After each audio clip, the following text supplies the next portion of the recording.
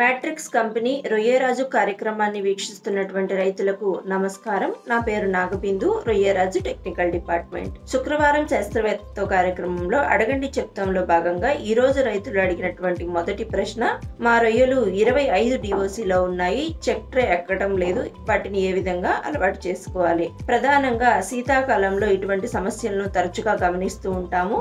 దీనికి ప్రధాన కారణం నీటి యొక్క ఉష్ణోగ్రత. ఉపరితలంలో ఉన్నటువంటి నీరు ఎక్కువ భాగం చల్లగా ఉంటుంది, అడుగు భాగంలో ఉన్నటువంటి నీరు ఉపరితలానికంటే కొంచెం వెచ్చగా ఉండటం జరుగుతుంది. ఈ కారణంగా రొయ్యలు చెక్ ట్రే ఎక్కకపోవడం అనేటువంటిది గమనిస్తుంది. దీనికి మనం చిన్న చిన్న చిట్కాలను పాటించడం ద్వారా రొయ్యలు చెక్ ట్రేకి అలవాటు పడే విధంగా చేసుకోవచ్చు. అందులో మొదటిది, అక్కడ నైట్ టైం అనేది కంప్లీట్ సన్లైట్ పెనిట్రేషన్ అనేది జరగకపోవటం వలన మరింత నీరు చల్లగా అయ్యి రొయ్యలు చెక్ ట్రే ఎక్కవు. ఇటువంటి సందర్భాల్లో ఏదన్నా ఒక లైట్ సోర్స్ ని కనుక మనం అక్కడ అమర్చినట్లయితే ఆ లైట్ నుంచి వచ్చేటటువంటి వేడి వల్ల కూడా మనకి నీరు కొంచెం ఆ ప్రాంతంలో వెచ్చగా అయ్యి మనకి రొయ్యలు చెక్ ట్రే ఎక్కేదానికి ఉపయోగకరంగా ఉంటుంది.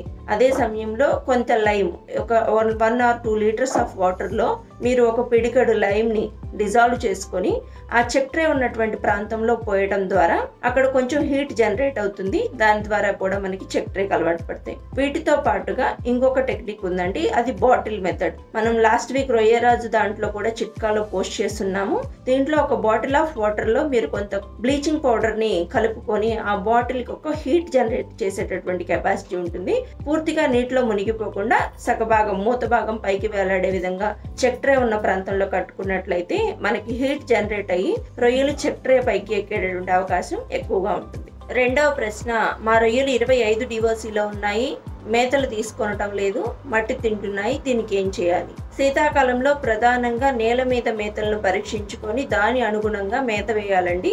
ఇలాంటి సమయాల్లో చెక్ ట్రేలు ఎక్కువ కాబట్టి మనం నేల మీద మేతలను కూడా క్షుణ్ణంగా పరిశీలించుకుంటూ ఉండాలి. అంతేకాకుండా శీతాకాలంలో ఎక్కువగా మట్టి తినడానికి గల ప్రధాన కారణం, శీతాకాలంలో జీర్ణక్రియ అనేది కూసంత మందగించి ఉంటుందండి.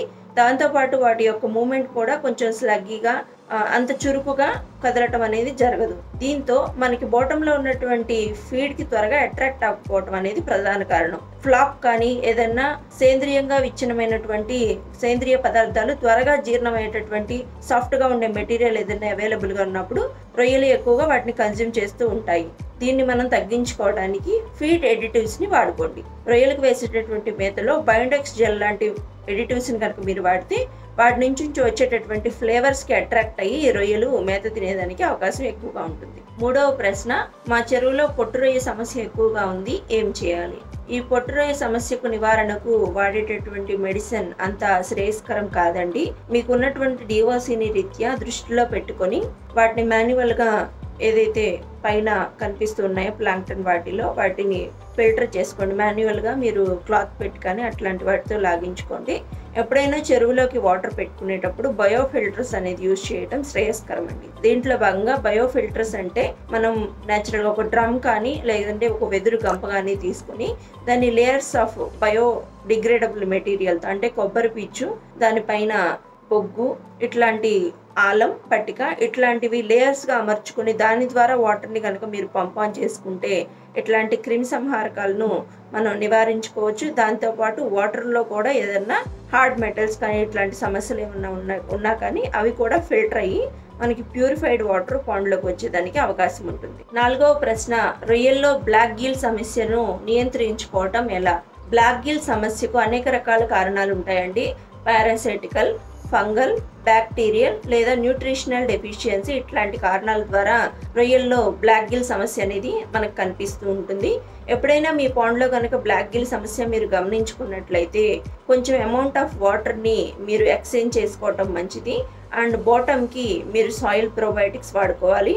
Nutritional combinations, vitamin C supplements అయినటువంటి రీకూప్, ఇట్లాంటి ప్రొడక్ట్స్ని ఫీడ్ సప్లిమెంట్స్గా వాడుకోవటం వల్ల మంచి ఫలితం ఉంటుంది. ఐదవ ప్రశ్న, పిఎస్లను ఫీడ్తో వాడుకుంటే మంచిదా లేదంటే ఇసుకతో వాడుకుంటే మంచిదా అని అడగడం జరిగిందండి. పిఎస్ని వాడటానికి గల ప్రధాన కారణం పాండ్లో ఉన్నటువంటి ఇంప్యూరిటీస్, లేకపోతే బాటంలో ఉన్నటువంటి సేంద్రియపదమైనటువంటి విచ్ఛిన్న పదార్థాలు ఏదైతే ఉంటాయో వాటిని ఎలిమినేట్ చేసుకోవడానికి, వాటి డికంపోజిషన్ నుంచి వచ్చేటటువంటి పాయిజనస్ గ్యాసెస్ ని అరికట్టడానికి మనం వాడుకుంటూ ఉంటాం. ఇటువంటి సందర్భాల్లో వాడేటటువంటి అప్లికేషన్ డైరెక్ట్ బాటమ్ జోన్కి వెళ్ళి అక్కడ పనిచర్య అనేది ఎక్కువగా జరిగితే మనకి మంచి ఫలితం ఉంటుంది. కాబట్టి ఇసుకతో కలిపి వాడుకోవడం అనేది ఉత్తమమైనటువంటి పద్ధతి అండి. అట్లాంటి సందర్భంలో ఇసుక గ్రాన్యూల్స్తో కలిపి ఆ పొడి పదార్థం ఏదైతే మీరు వాడుతున్నారో పిఎస్ అది గట్టిగా పట్టుకొని ఉంటుంది. అది మనకు బాటమ్కి చేరి ఇసుకతో కలిపి అక్కడ మనకి ఎక్కువగా ఆర్గానిక్ వేస్ట్ ఉంటుంది కాబట్టి పనితనం అనేది బాగా జరుగుతుంది. కొన్ని రకాల పిఎస్లో లిక్విడ్ ఫామ్లో రావటం వల్ల ఈ రకమైనటువంటి ప్రశ్న అడిగి ఉండొచ్చు. లిక్విడ్ లాంటివి కూడా మీరు వాటర్ ద్వారా అప్లికేషన్ చేసుకున్నట్లయితే మనకి మంచి ఫలితం ఉంటుందండి. మన రొయ్యరాజు యాప్ని డౌన్లోడ్ చేసుకొని లబ్ధి పొందండి.